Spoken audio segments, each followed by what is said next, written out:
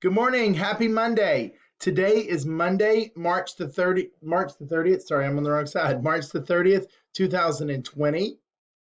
We only have one more day after this left in March, and then it will be April. I hope everyone had a wonderful weekend. The weather was really nice and sunny all weekend. I hope you got outside in your yard and had some fun.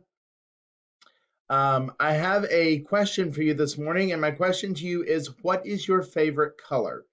I'm going to do something with this information when you guys send it back to me.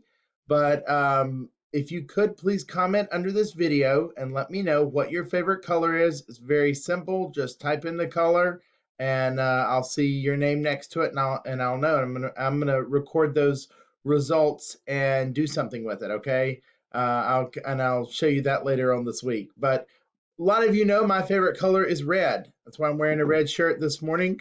Wearing my favorite color makes me feel good. I like red. I have red things in my house. I have a red chair in my living room. Red is a color that always makes me happy. So um, that's one of the reasons that I probably wear red so much. So share with me. I would love to know what your favorite color is. And like I said, I'm gonna do something with all the results and show you guys later in the week. Okay. Thanks a lot. Have a great day. Bye.